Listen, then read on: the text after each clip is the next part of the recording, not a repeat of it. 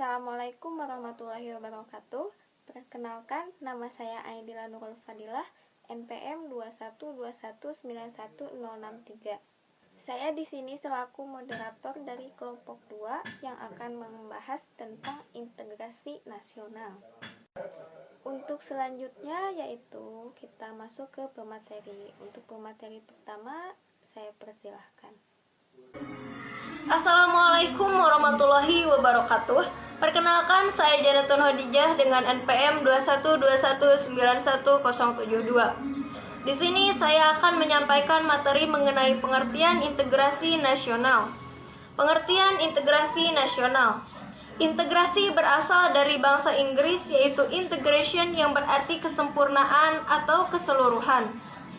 Integrasi sosial dimaknai sebagai proses penyesuaian di antara unsur-unsur yang saling berbeda dalam kehidupan masyarakat yang memiliki keserasian fungsi. Integrasi sosial akan terbentuk apabila sebagian besar masyarakat memiliki kesepakatan tentang batas-batas teritorial, nilai-nilai, norma-norma, dan peranata-peranata sosial. Di Indonesia, istilah integrasi masih sering disamakan dengan istilah pembauran atau asimilasi. Padahal kedua istilah tersebut memiliki perbedaan. Integrasi diartikan dengan integrasi kebudayaan, integrasi sosial, dan pluralisme sosial. Nah, sementara pembauran dapat berarti penyesuaian antara dua atau lebih kebudayaan mengenai beberapa unsur kebudayaan mereka yang berbeda atau bertentangan, agar dapat dibentuk menjadi suatu sistem kebudayaan yang selaras dan harmonis. Caranya adalah melalui difusi atau penyebaran, karena unsur kebudayaan baru diserap ke dalam suatu kebudayaan yang berbeda dalam keadaan konflik dan unsur kebudayaan tradisional tertentu. Nah, cara penanggulangan masalah konflik adalah melalui modifikasi dan koordinasi dari unsur-unsur kebudayaan baru dan lama. Nah, inilah yang disebut sebagai integrasi sosial dalam Danan Jajah 1999. Integrasi nasional adalah usaha dan proses mempersatukan perbedaan-perbedaan yang ada pada suatu negara sehingga terciptanya keserasian dan keselarasan secara nasional. Seperti yang kita ketahui, Indonesia merupakan bangsa yang sangat besar, baik dari kebudayaan ataupun wilayahnya. Di satu sisi lain, hal ini membawa dampak positif bagi bangsa karena kita bisa memanfaatkan kekayaan alam Indonesia secara bijak atau mengelola budaya-budaya yang melimpah untuk kesejahteraan rakyat. Namun, selain menimbulkan sebuah keuntungan, hal ini juga akhirnya menimbulkan masalah yang baru. Nah, istilah integrasi nasional terdiri dari dua unsur kata, yaitu integrasi dan nasional. Dalam Kamus Besar Indonesia edisi ketiga tahun 2002, dikemukakan bahwa istilah integrasi mempunyai pengertian pembauran atau penyatuan hingga menjadi satu kesatuan yang utuh atau bulat. Nah, sedangkan istilah nasional mempunyai pengertian yang pertama, bersifat kebangsaan. Yang kedua, berkenaan atau berasal dari bangsa kita sendiri. Yang ketiga, meliputi suatu bangsa, misalnya cita-cita nasional, tarian nasional, perusahaan nasional, dan sebagainya. Nah, mengacu pada penjelasan kedua istilah di atas, maka integrasi nasional identik dengan integrasi bangsa yang mempunyai pengertian suatu proses penyatuan atau pembauran berbagai aspek budaya ke dalam kesatuan wilayah dan pembentukan identitas nasional atau bangsa yang harus dapat menjamin terwujudnya keselarasan, keserasian, dan keseimbangan dalam mencapai tujuan bersama sebagai suatu bangsa. Myron Weiner dalam Juhardi 2014 memberikan 5 definisi mengenai integrasi, yaitu yang pertama, ada integrasi yang menunjukkan pada proses penyatuan berbagai kelompok budaya dan sosial dalam satu wilayah dan proses pembentukan identitas nasional, membangun rasa kebangsaan dengan cara menghapus kesetiaan pada ikatan-ikatan yang lebih sempit. Yang kedua, ada integrasi yang menunjukkan pada masalah pembentukan wewenang kekuasaan nasional pusat di atas unit-unit sosial yang lebih kecil yang beranggotakan kelompok-kelompok sosial budaya masyarakat tertentu. Yang ketiga, ada integrasi yang menunjukkan pada masalah yang menghubungkan antara pemerintah dengan yang diperintahnya. Yang keempat, ada integrasi yang menunjukkan pada adanya konsensus terhadap nilai yang minimum yang diperlukan dalam memelihara tata tertib sosial. Yang kelima, ada integrasi yang menunjukkan pada penciptaan tingkah laku yang terintegrasi dan yang diterima demi mencapai tujuan bersama. Nah, berdasarkan definisi di atas, dapat dinyatakan bahwa integrasi merupakan proses penyatuan dengan menghubungkan berbagai kelompok budaya dan sosial yang beragam dalam satu wilayah. Kemudian, dibentuk suatu wewenang kekuasaan nasional pusat yang kemudian bertujuan untuk membangun rasa kebangsaan dengan cara menghapus kesetiaan pada ikatan-ikatan yang lebih sempit. Nah, Sunyono Usman 1998 menyatakan bahwa suatu kelompok masyarakat dapat terintegrasi apabila 1. Masyarakat dapat menemukan dan menyepakati nilai-nilai fundamental yang dapat dijadikan rujukan bersama. Yang kedua, masyarakat terhimpun dalam unit sosial sekaligus memiliki cross-cutting affiliation atau anggota dari berbagai kesatuan sosial sehingga menghasilkan cross-cutting loyalty atau loyalitas ganda dari anggota masyarakat terhadap berbagai kesatuan sosial. Yang ketiga, masyarakat berada di atas saling ketergantungan di antara unit-unit sosial yang terhimpun di dalamnya dan memenuhi kebutuhan ekonomi. Terima kasih kepada pemateri yang sudah menyampaikan materinya dengan baik. Selanjutnya kita masuk ke pemateri kedua. Untuk pemateri kedua saya persilahkan. Assalamualaikum warahmatullahi wabarakatuh. Perkenalkan, nama saya Sambaduddin, NPM 212191062. Di sini saya akan melanjutkan materi tentang perkembangan integrasi di Indonesia. Howard Wingis dalam Muhaimin dan Colin McEnroe tahun 1995 menyebut ada 5 pendekatan atau cara bagaimana para pemimpin politik mengembangkan integrasi bangsa. Kelima pendekatan yang selanjutnya kita sebut sebagai faktor yang menentukan tingkat integrasi suatu negara adalah: yang pertama yaitu adanya ancaman dari luar, dan yang kedua gaya politik kepemimpinan, yang ketiga kekuatan lembaga-lembaga politik, yang keempat ideologi nasional, dan yang terakhir yang kelima yaitu kesempatan pembangunan ekonomi. Perkembangan integrasi Indonesia: 1. Yaitu adanya ancaman dari luar dapat menciptakan integrasi masyarakat. Masyarakat akan bersatu meskipun berbeda suku dan agama dan rasa ketika menghadapi musuh. Yang kedua, gaya politik kepemimpinan. Pemimpin bangsa dapat menyatukan atau mengintegrasikan masyarakat bangsa tersebut. Pemimpin yang karismatik dicintai rakyatnya dan memiliki jasa-jasa besar, umumnya mampu menyatukan bangsa yang sebelumnya tercerai-berai. Yang ketiga yaitu kekuatan lembaga-lembaga politik. Lembaga politik, birokrasi yang satu dan padu dapat menciptakan sistem pelayanan yang sama, baik dan diterimanya oleh masyarakat yang beragam. Yang keempat yaitu ideologi, juga memberi visi dan beberapa panduan bagaimana cara menuju visi atau tujuan itu.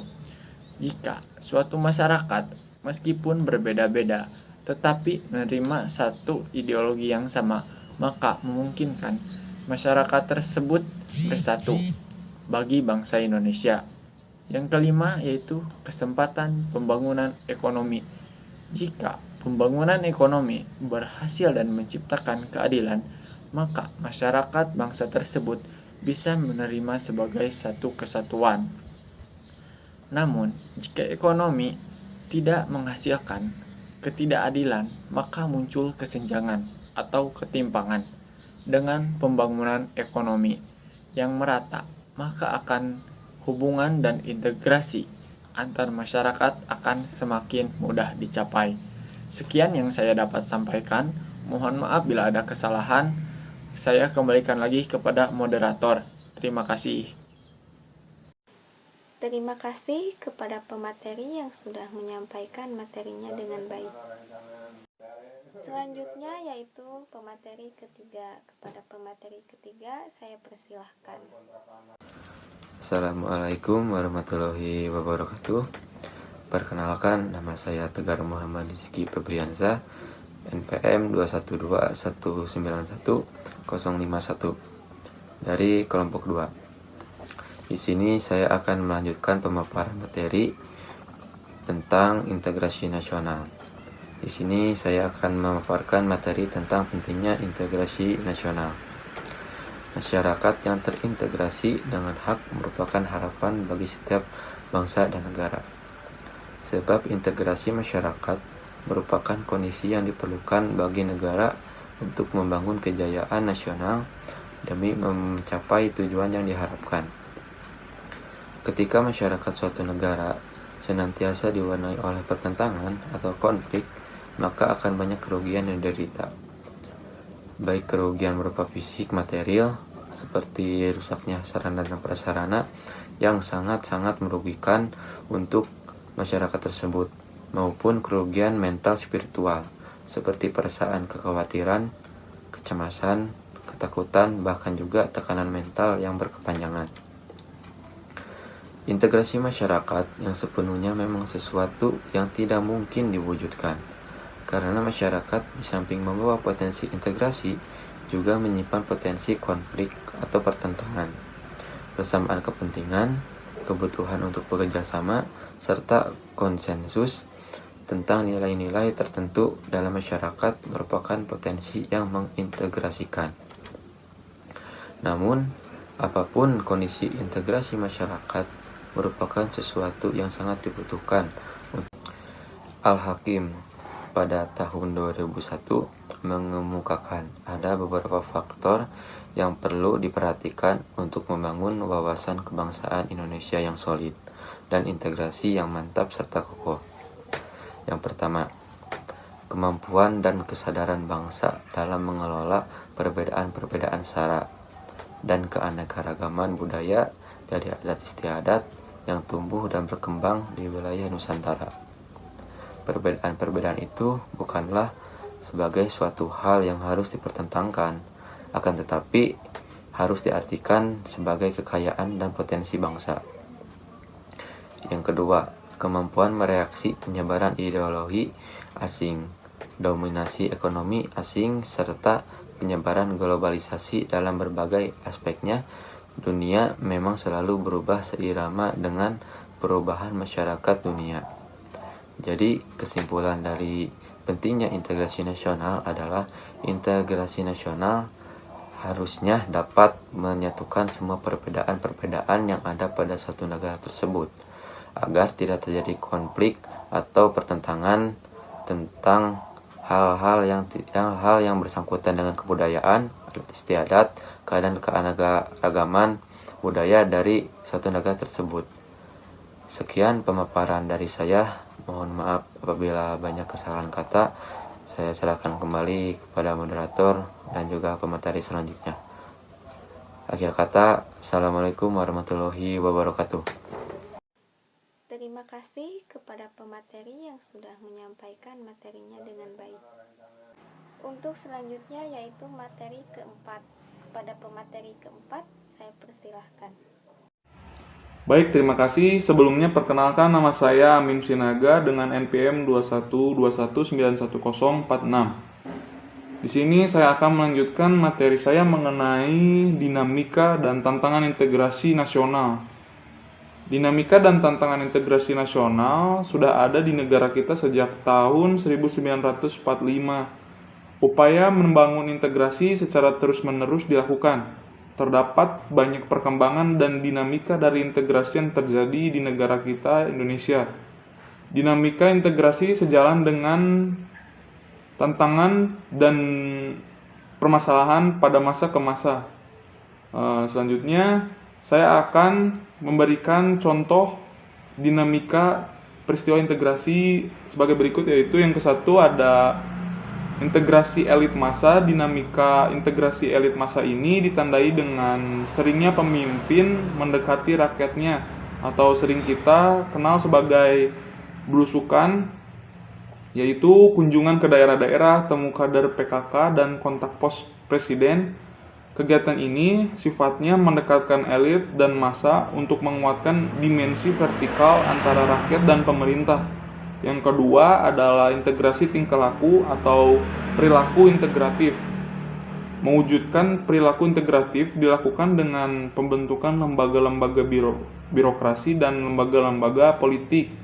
Dengan adanya lembaga-lembaga politik dan birokrasi ini, maka terbentuklah orang-orang yang dapat bekerja dan bersifat terintegratif dalam suatu aturan atau pola kerja yang teratur.